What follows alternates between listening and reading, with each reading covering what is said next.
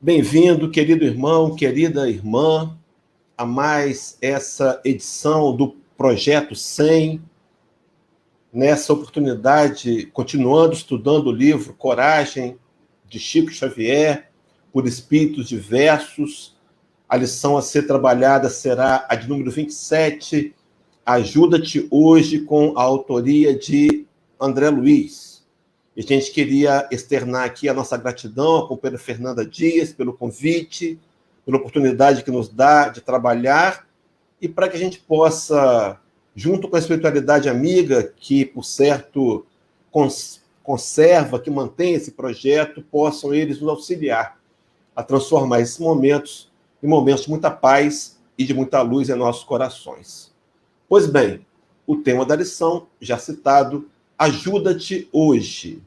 E André Luiz vai começar dizendo assim: sim, nas leis da reencarnação, quase todos nós, os filhos da Terra, temos o passado a resgatar e o presente a viver e o futuro a construir. Eu queria, em cima desse slide inicial, como abertura, fazer algumas considerações importantes. A primeira delas é quando André Luiz vai trazer a questão de... Acho que meu passador está travando aqui. Deixa eu ver o que aconteceu. Não, ele está passando. Uai. Será que houve algum problema com a internet? Tá aí. Quando ele vai trabalhar, no primeiro momento, a questão dos filhos da Terra.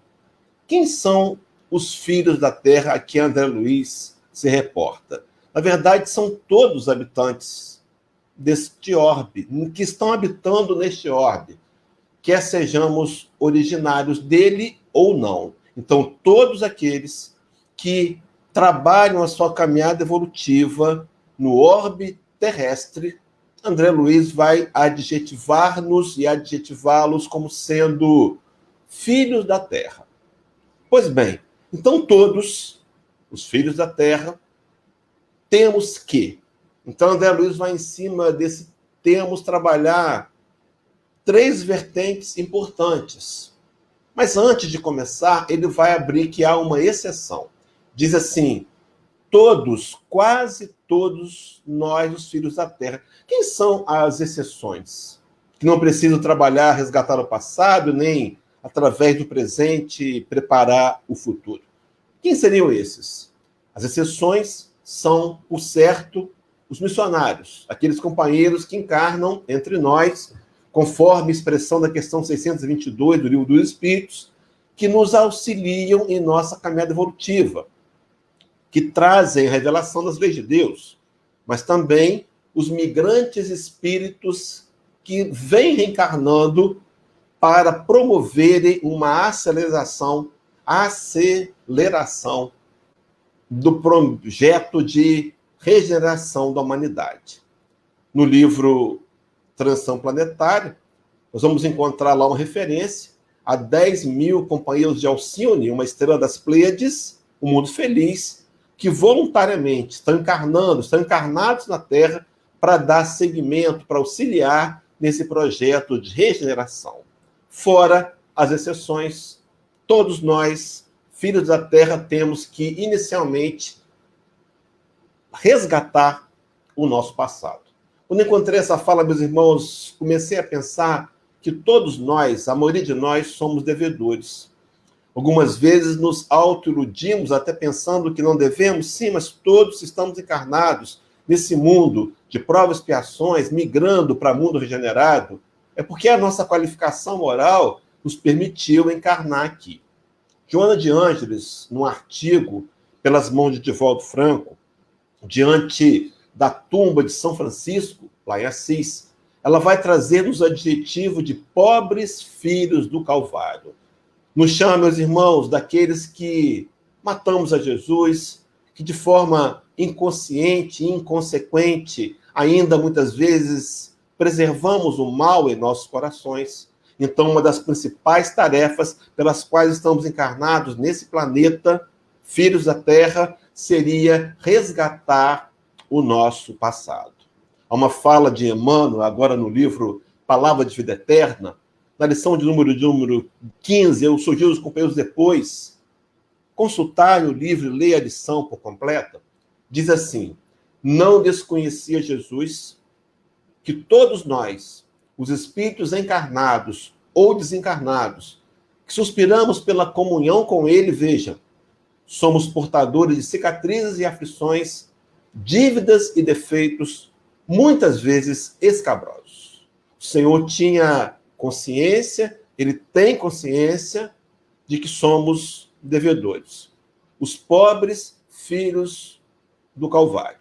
E nos oportuniza o momento para que possamos, numa matéria densa, trabalhar valores e desenvolver-nos moralmente, espiritualmente e, além de tudo mais, pagarmos parte dos nossos débitos. Há uma questão em O Livro dos Espíritos, a 115, onde Allan Kardec vai inquirindo os benfeitores espirituais, perguntar se Deus teria criado espíritos bons ou maus.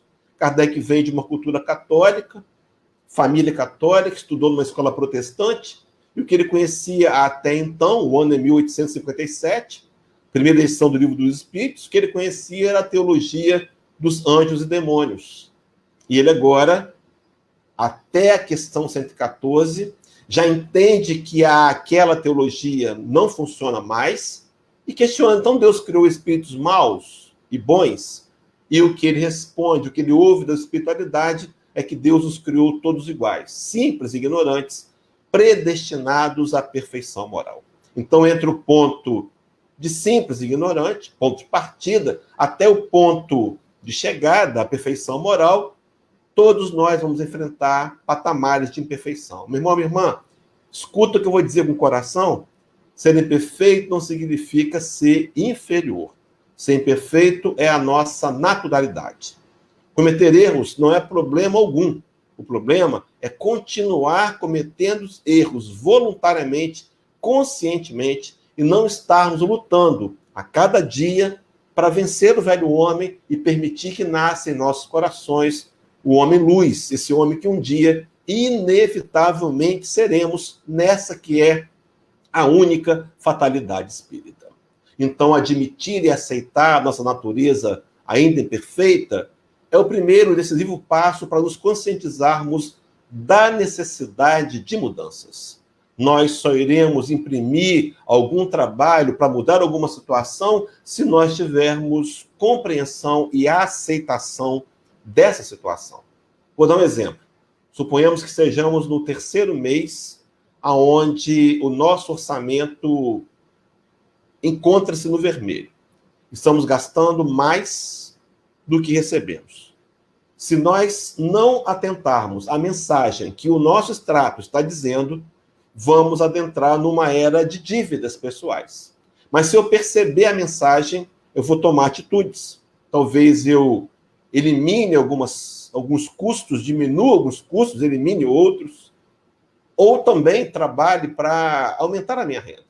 Mas eu só farei qualquer uma das atitudes, das duas atitudes, ou as duas em paralelo, se eu tomar consciência da necessidade de fazer a mudança. Então, os pobres filhos do Calvário, no primeiro momento, terão que resgatar o seu passado. Mas André Luiz prossegue dizendo ainda de uma outra tarefa, a de viver o presente, que está atrelada diretamente ao resultado desse presente, à construção do nosso futuro. Então, eu vou trabalhar brevemente esse presente atrelado extremamente à questão de construção do futuro.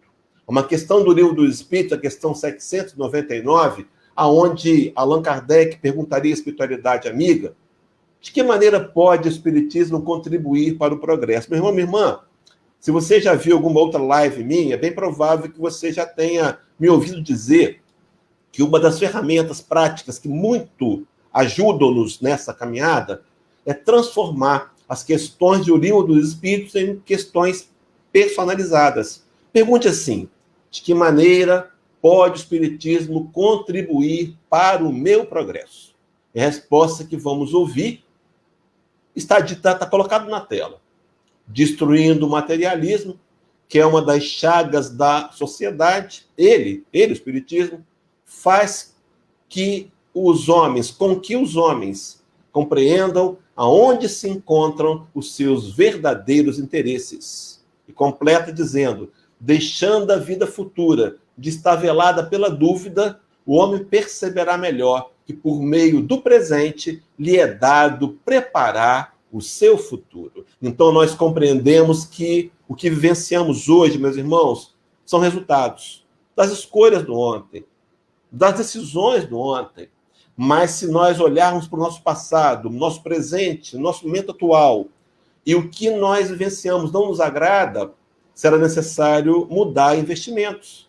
Porque nós, se nós continuarmos repetindo, como diria Benjamin Franklin, a maior loucura que o homem pode cometer é continuar repetindo aquilo que ele sempre fez e esperar resultados diferentes. Se nós olharmos a nossa atualidade e não estivermos satisfeitos com os resultados, será inevitavelmente necessário fazer mudanças de atitudes para que mais tarde possamos ter uma nova e melhor colheita. Então, o Espiritismo nos mostra que, por meio do presente, nos é dado preparar o futuro. Eu me linkei essa fala com uma frase de Chico Xavier, extremamente conhecida, onde o venerando vai dizer: ninguém pode voltar atrás e fazer um novo começo, mas qualquer um pode recomeçar agora e fazer um novo fim. É interessante incluir-nos aqui, porque qualquer um somos todos. Eu, você, os desencarnados, qualquer um de nós, podemos recomeçar agora e construir um novo fim.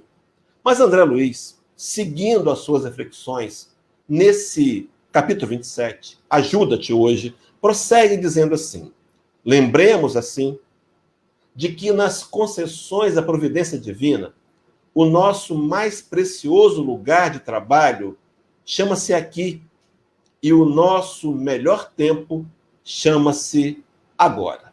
Então, estamos diante, meu irmão, minha irmã, de um momento preciosíssimo, um momento presente, o único possível de nós atuarmos melhor e produzir mudanças. Algumas vezes nós, na infantilidade do passado, esquecemos de assumir responsabilidades.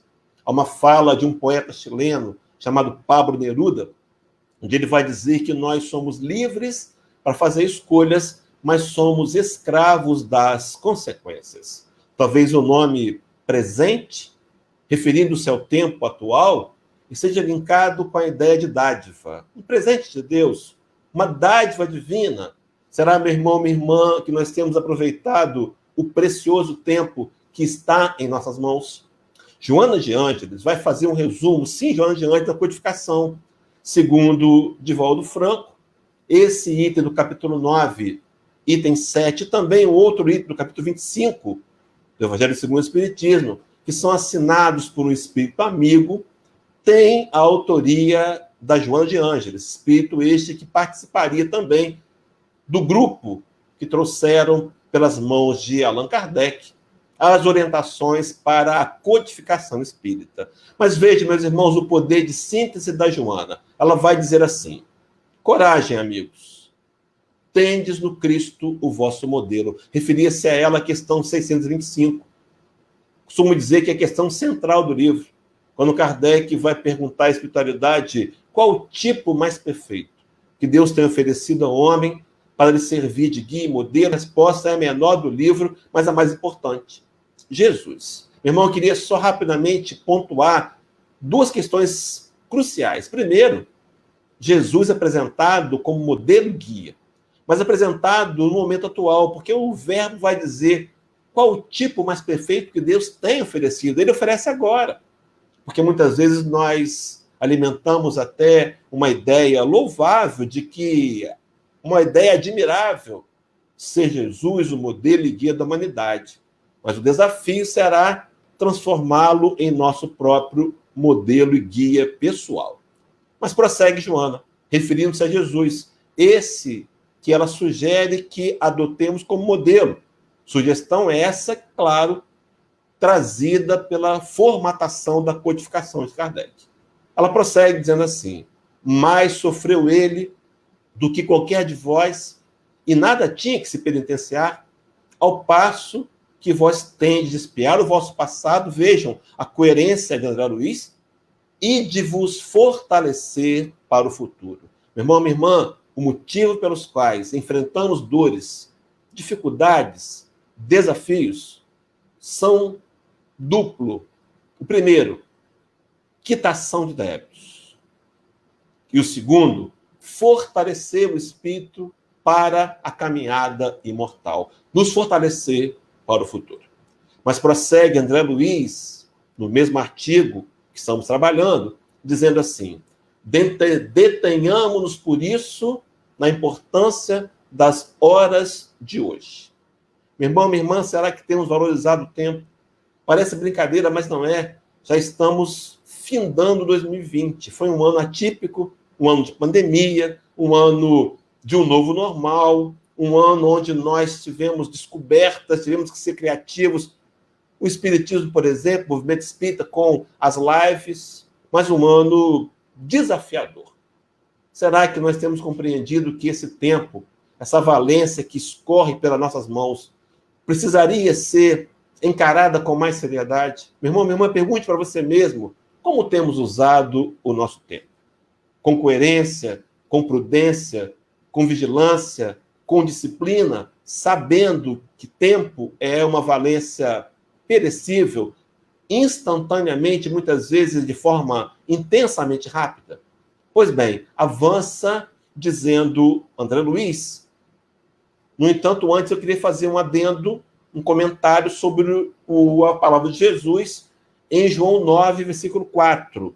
Diz assim, palavra do Cristo: convém que eu faça as obras daquele que me enviou enquanto é dia. A noite vem quando ninguém pode trabalhar. Meu irmão, minha irmã, a noite pode ser alimentação física, pode ser uma doença, pode ser a idade, o peso da idade. Palavra do Cristo: convém que façamos a obra daquele que nos enviou enquanto é dia. E essa obra, meu irmão, é claro que ela está incluída nessa obra, o trabalho em benefício dos outros. Mas a obra principal é a construção do reino de Deus dentro de nossos corações.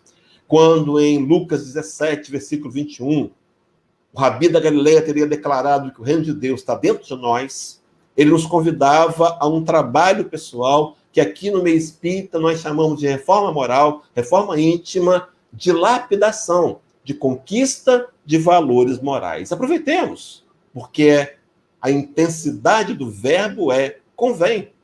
Convém. É melhor para mim. Convém que eu faça enquanto é dia. E aí, André Luiz vai fazer uma série de pontos e contrapontos. Diz assim: ontem, perturbação.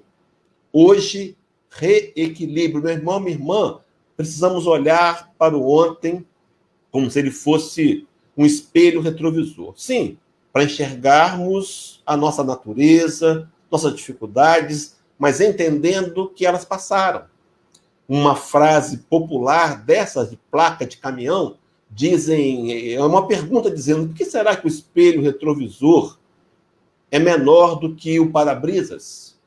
Porque temos muito mais para ver, para fazer, do que para olhar para trás. O passado serve como referência, mas se ele foi gerador de perturbação, agora é hora desse momento ser escolhido o hoje como uma nova etapa de reequilíbrio.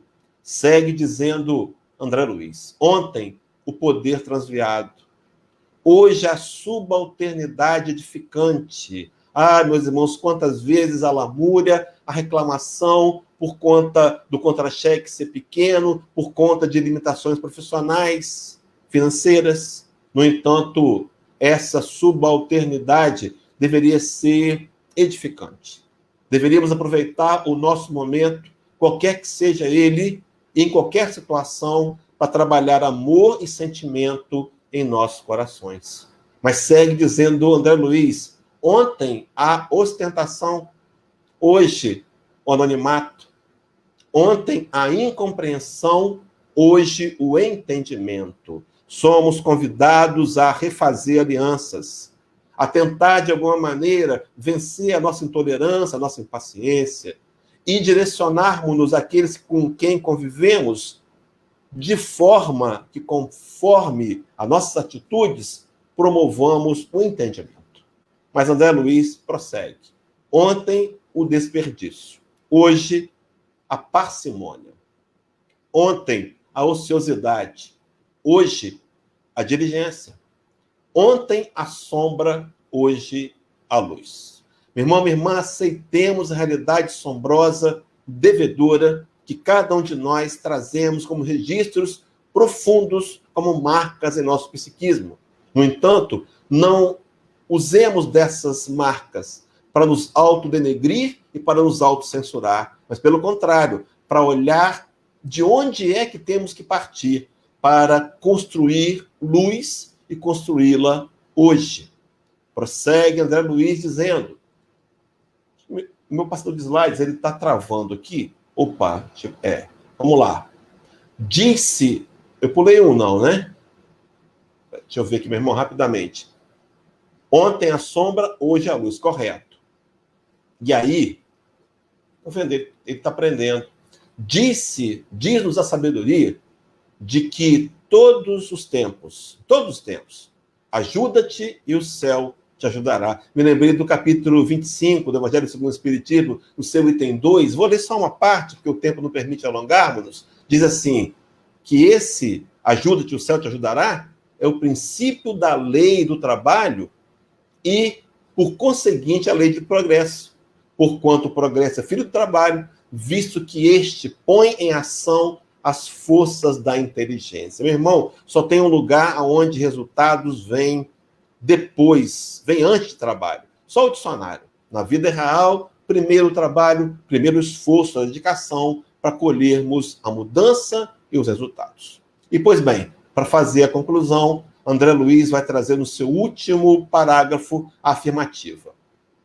A afirmativa sublime nos permite parafrasear acentuando aquela, esforça-te e o céu te ajudará. E ele vai dizer, ajuda-te hoje, que o céu te ajudará sempre. Meu irmão, minha irmã, nós temos ouvido aí no mundo filosófico de que o universo conspira a nosso favor. Talvez mal usado, mal interpretado, mas nós somos fruto das escolhas que fazemos. Diz o Rabi da Galileia que nós colhemos, que nós não podemos querer colher uvas em pés de espinheiros e nem tampouco colher figos em pés de abrolhos. Colhemos o que semeamos. Talvez o questionamento mais sensato seja nos perguntar, o que temos semeado hoje? Será que eu tenho sido aquele que leva a sério as informações que escuto numa tribuna espírita ou mesmo numa live? Será que eu tenho tentado trazer para a minha história, para o meu enredo, essa intensa necessidade de aproveitar bem o melhor? E melhor o nosso tempo? Sim, porque segundo André Luiz, se nós nos ajudarmos, o Senhor nos ajudará sempre. Os céus nos ajudará sempre. Eu quero concluir com uma frase de um livro chamado Evangelho de Chico Xavier. Você já deve ter ouvido falar dele. É um livro até meio polemizado, porque alguns combatem dizendo que, poxa vida, por que Chico Xavier teria dito só algumas coisas para Carlos Bacelli? Mas, enfim, eles eram amigos. Por que não poderia ter dito? Contradições à parte, eu quero trazer o item 17, aonde Chico teria dito a Carlos Bacelli. E a cada um de nós. A questão mais aflitiva para o espírito no além é a consciência do tempo perdido. Meu irmão, minha irmã, saímos daqui para tentar, com mais seriedade, transformar essa doutrina em uma doutrina pessoal. O desafio maior para você e para mim é da carta de Tiago, aquele apóstolo do Cristo que ficou em Jerusalém, capítulo 1, versículo 22, eu encerro a live de 25 minutos com essa frase. Diz Tiago que deveríamos deixar de ser apenas ouvintes da palavra para nos tornarmos praticantes dela.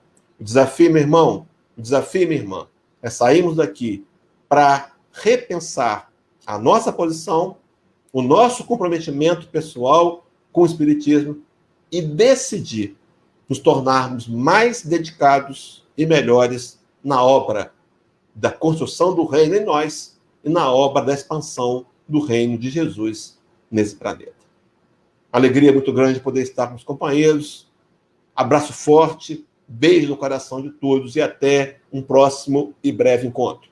Muita luz, queridos, muita luz e muita paz.